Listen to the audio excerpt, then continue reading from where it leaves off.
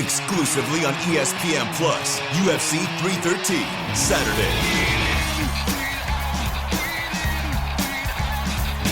Reigning light heavyweight champion Alex Pereira defends his title against number one contender Magomed Ankalaev, and an explosive lightweight bout between Justin Gaethje and Rafael Pazzi. UFC 313, Saturday at 10 p.m. Eastern. Buy it on ESPNPlus.com/PPV.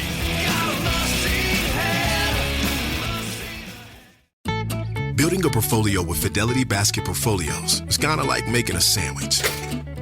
It's as simple as picking your stocks and ETFs, sort of like your meats and other toppings, and managing it as one big, juicy investment. Now that's pretty good. Learn more at Fidelity.com/baskets. Investing involves risk, including risk of loss. Fidelity Brokerage Services, LLC. Member NYSE SIPC.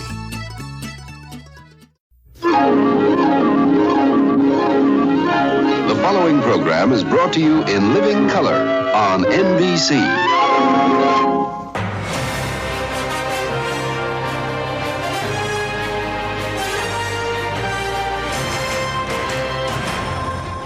This is the Classic Guitar Rock Daily Update. All the classic rock news of the day.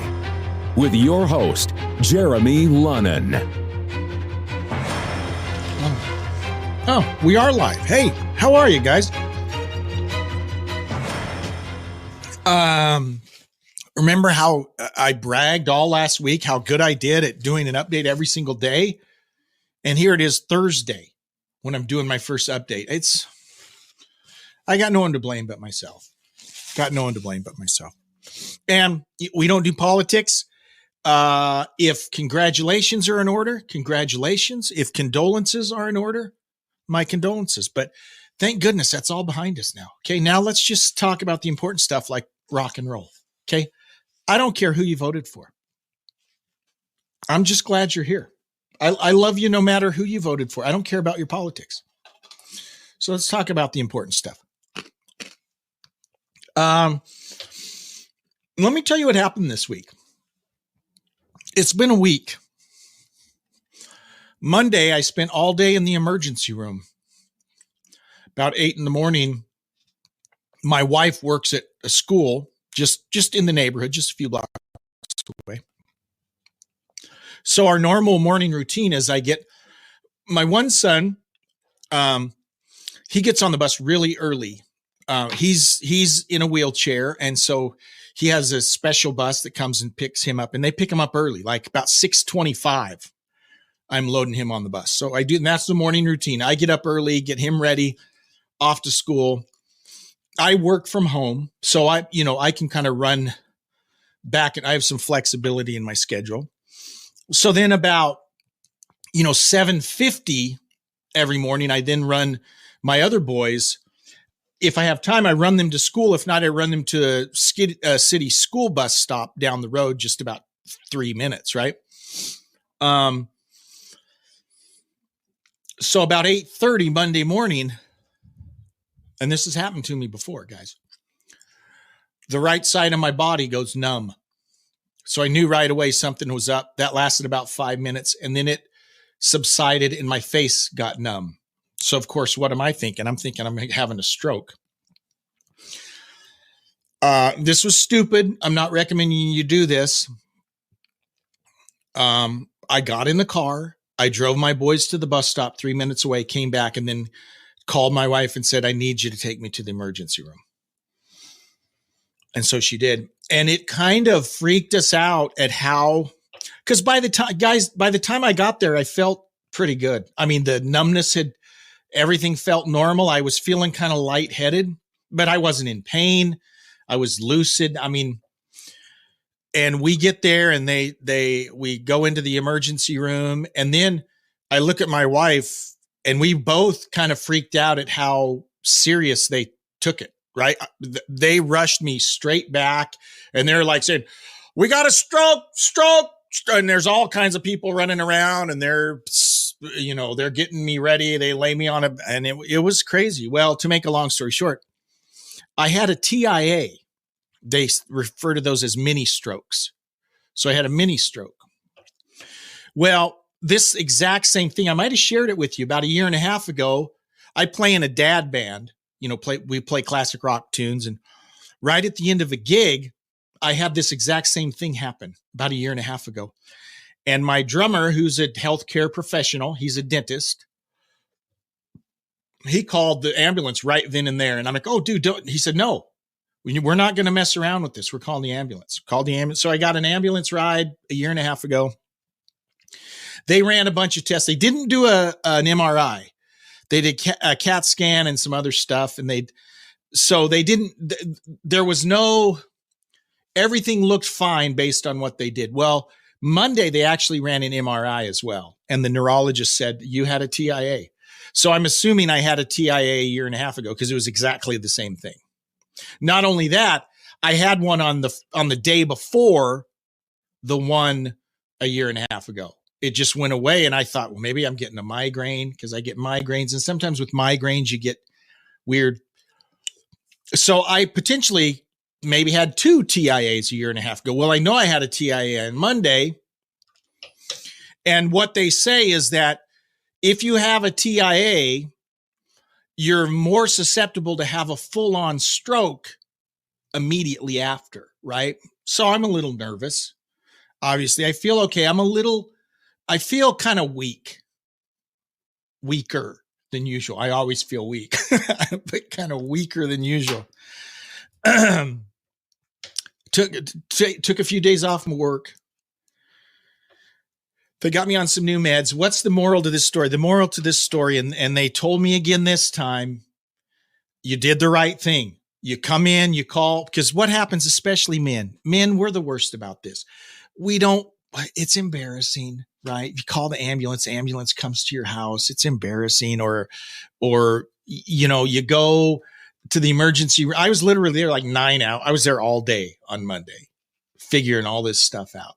My poor wife, anyways, what's the moral to the story? If you experience those symptoms, right? You go numbness, your face getting numb, all of those are all symptoms of a stroke. Now, it doesn't necessarily mean you're going to have a full-on stroke. In my case, it was a TIA. But I was told by 3 different people on Monday, no, you absolutely, it's better to come in and find out it's nothing than to sit at home and have a full-on stroke. So that would be my message to you, right? Don't mess around. Okay. And men are the worst. We hate going to the doctor. I hate going to the doctor. It's the worst thing I'd just rather be sick than go to the doctor. I'm just being honest, but you can't do that. So that was the beginning of my week. So we got that. Let's talk about some classic rock news. Not a whole lot of news. Anytime you got a big thing like an election, that kind of takes the front seat. And so you can't find a lot of other news, but we got some rock news. This is sad news. Quincy Jones, famous legendary producer. Obviously, he's worked with Michael Jackson, the Jackson 5, lots of other people. He was a famous musician, jazz musician himself before he became a producer. He died at the age of 91. This is actually back on Sunday or Monday. So I'm kind of a few days late on this, but he was a legend in the industry. One of my favorite stories is when he called called Eddie Van Halen to play on the Thriller album. And Eddie thought it was someone joking him. So he had to, Quincy had to call him like 3 times. And he said, "It's me, Quincy Jones," because Eddie kept hanging up on him. But then he found out it really was Quincy, and they wanted him to come down and play on a song. The song, of course, turned out to be Beat It. Here's what people don't realize. You hear the catchy guitar riff, and everyone thinks that's Eddie. No, the only thing Eddie plays is the guitar solo. That's all he does, is he plays the guitar solo. And we find out after the fact, Eddie said that the guys in the band were mad that he did it because the band was like on hiatus. No, they weren't doing anything. And so Ed was like, yeah, I don't care. I'll go down and play. He literally went down and took like a half an hour to go down and record this solo. They didn't pay him, by the way. He didn't get paid. He just went down and laid down a solo. But the cool riff and all the music aside from the solo, that's all Steve Lukather. Right? Luke plays. That's all Luke. All Ed did was come in and play the guitar solo, which is awesome. But Lukather and other members of Toto are all over that album. I just thought that was always a funny story. So Quincy Jones passed away, 91 years of age. 28-time Grammy winner. I did not know that. 28-time Grammy winner. Passed away peacefully at his home in Bel Air, Los Angeles. So our condolences to the family of Quincy Jones. Russ is joining us. He says, I've been listening to Alex Van Halen's audiobook Brothers. I think I'm going to get it because I've watched some video clips and it sounds interesting. We never hear from Alex. So it's kind of cool to hear him. Alex is a very thoughtful, well-spoken guy, and we just never hear from Alex. We heard from Dave all the time and Sam all the time, but not from Alex. So yeah, I think I'm going to do the same, Russ, and thanks for checking in. Okay, this news item. I'm a big Foreigner fan. I'm a Foreigner fan, and I've gotten myself in trouble praising Foreigner with Kelly Hansen because I saw him last year with Kelly. I've seen him with Lou and with Kelly Hansen. I've actually seen Foreigner with Lou twice. I saw them on the Agent Provocateur, like around 86. Yeah, I think in 86 I saw them. Before the Inside, yeah, it would have been 86, I think. I saw that tour, and then I saw them in 2002. We'll talk about that in a sec. And then I saw them last summer with the cover band version. Still a great show. What a great catalog. I mean, the Foreigner albums, the first Foreigner album, Double Vision, Head Games, Foreigner 4, though, man, just great. They always got the moniker corporate rock. They're a great band, great catalog. I'm so glad they're in the Rock and Roll Hall of Fame. Not that the Rock and Roll Hall of Fame means squat, but they should have been in there 25 years ago. So at least, a broken clock is right twice a day, right? So at least the Rock and Roll Hall of Fame got that right this year. They're still wrong on everything else, but I'm glad they made it in. Well, Ultimate Classic Rock has an article today about Lou Gramm. Lou Gramm is offering up some details on why he left Foreigner. And here's the thing. If Lou hadn't left, he'd probably still be in Foreigner. So, I mean, it's like KK Downing left Judas Priest. I mean, everyone slags on Priest or Foreigner that they don't have these original members. Journey. It's not Journey without Steve Perry. It's not Priest without KK. Okay, if they leave the band, what are you supposed to do? Is everyone else supposed to quit? This episode is brought to you by Coffee Mate. After watching this season of the HBO's original series, The White Lotus, this is the tropical getaway I needed. One more pina colada, please. Hey, you're not on mute. Oh, I thought I was in paradise. Turns out it was my Coffee Mate. Coffee Mate Pina Colada and Thai iced coffee flavored creamers. Inspired by the newest season of HBO's original series, The White Lotus. For the love of coffee. Try now. Here at the Almond Joy Factory, where tropical vibes abound, we use soft, fresh-tasting coconut. The crunchiest almonds and delicious chocolate candy. Ah, but do you know what our most important ingredient is? Sometimes you feel like a nut. Sometimes you don't. Almond Joy's got nuts and something even way better than that. Yes, Almond Joy is made with almonds and joy.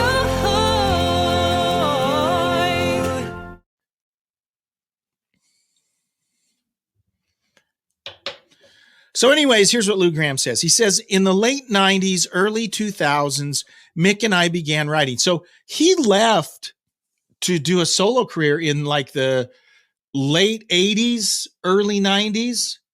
Remember Midnight Blue? I think that was 89, maybe. And then Just Between You and Me, that song. So he had like 2 solo albums that were pretty popular late 80s, early 90s. I was working in top 40 radio at the time. We were playing the crap out of Lou Gramm. And we were still playing, recurrence from Say You Will, Say You Won't, right? So we're playing Foreigner stuff in the recurrent catalog and the current Lou Gramm stuff all at the same time. So he left. Okay. And then it was about, 94, 95, 96, sometime mid 90s was when Lou had it was like a stroke. It was an aneurysm, something in his brain. And he almost died. And he had a long, slow recovery. He went from about 150 pounds to like 250 pounds. He's not a tall guy. So his weight ballooned. He couldn't sing. I mean, he thought he was completely done. Well, I saw them in about 2002. It would have been 2002, like September of 2002, probably I saw him. How can I say it? It was sad. And it was sad. I felt sorry for Lou because he was not ready physically to be back on stage. He just wasn't. If he was singing easy parts, he sounded okay. It sounded like Lou Gramm. He had no range. He just looked uncomfortable. He was very heavy, a lot heavier than he looks. He just didn't look good and didn't sound good. I just had the impression that this guy is not up to this. And my wife and I left early. I'm a huge Foreigner fan. And I said, yeah, I got to go. I don't want to watch this anymore because I was sad watching it. So anyways, back to his quote. In the late 90s, early 2000s, this would have been around the time I saw him, Mick and I began writing and we put some really, really good ideas together. I think we had about 7 songs complete and we were hoping to finish with about 3 or 4 more songs and put out a new Foreigner album. And he said at that time they hadn't released an album in close to a decade. Still, the band was actively touring, and while on the road, Gramm decided his run with the group was over. He says, quote, we were playing something called Night of the Proms. This is not like a high school prom. That's the first thing I thought, wow, they're playing proms? No, it's called Night of the Proms. It was done in Brussels, Belgium, and they had a huge indoor tennis arena where there could be like 4 games of tennis going on at once. It held 80,000 people. So basically it was a big arena. After that series of shows, I left the band. I just had enough. And he explained the main reason was the fractured relationship between him and Mick. Mick Jones is the founder of the band. He's the leader of the band, but he wasn't necessarily doing the job the way he used to do it. And he was suppressing a lot of my creativity. Just sing your parts, Lou. He said, after contributing to just about every hit song that the band had released in 20 some years, to be reduced to just a non-creative part, just the singer, it didn't sit well with me. And following that Belgium gig, he announced that he would be leaving. And they said, well, why? What could be wrong? Everything's going so good. I said, it's not going good. I'm being shut out creatively, which is extremely important to me. I'm not just a singer. I'm a songwriter. And I always have been, even before Foreigner. So I left the band. And I've never had any regrets about it since. So, again, they throw a lot of shade on Kelly Hansen, but what else was Mick going to do? If he wanted to continue with the band, they had to do something. What else is Neil Sean and Jonathan Cain going to do if Steve Perry doesn't want to come back to Journey? Right? Should they just quit when someone Should they quit the whole band because one person quits? I don't know the answer. I'm just throwing that out there for us to consider. Of course, Kelly Hansen came in. He's been in there since 2005, and he's a great singer, great performer. He does justice to Lou's songs. I don't have a problem with it. It's a great show. But Foreigner, again, inducted into the Rock and Roll Hall of Fame this year, which is great. Now we just got to get Boston and Kansas and Styx and Bad Company and several other bands, Grand Funk. There's lots of bands that should be in there but aren't in there. I do have an email. You can send me an email, classicguitarrock@mail.com. That's classicguitarrock@mail.com. We talked about REO Speedwagon last week, and Lauren, one of our biggest supporters over on the other side of the state. I live in Washington. Lauren's over on the Seattle side. Lauren writes, "Hey, Jeremy, we talked about REO Speedwagon. I was talking about REO Speedwagon, and that they got the name from a company called REO that made truck chassis, for fire trucks, water trucks, work trucks, So that's where the REO Speedwagon came from."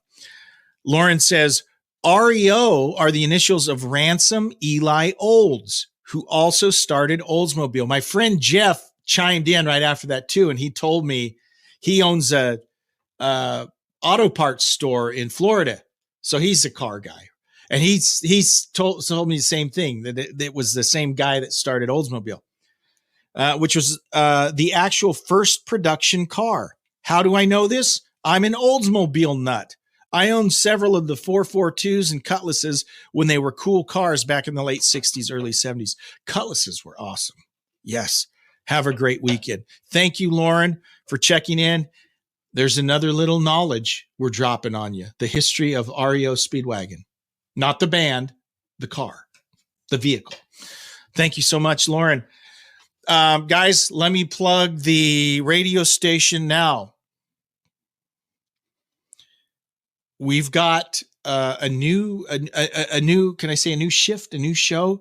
So our buddy, Rich Hanna, who does the Classic Metal Vault every weekend, he does the night shift, the graveyard shift, we call it. So beginning at 10 p.m. Pacific time, it's Rich Hanna until 4 a.m. the next morning. We call it the graveyard shift during the week. So check it out. You get to hear him instead of me yakking. So that's worth staying up for. But that's all on the radio station. If you haven't checked out our station yet, by all means do so.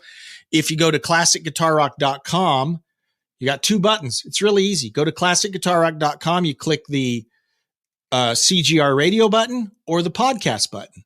Takes you to both. And we also have our CGR blog in there. So check out the blog. There's a lot of blog posts, summaries of albums, all kinds of stuff. Keith.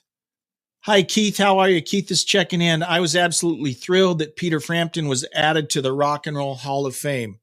I agree. Frampton is great. Yeah, he's long overdue, by the way. Long overdue. He also should have been in there way sooner. Keith and Russ, thank you for chiming in. We're going to try and do this again tomorrow, guys.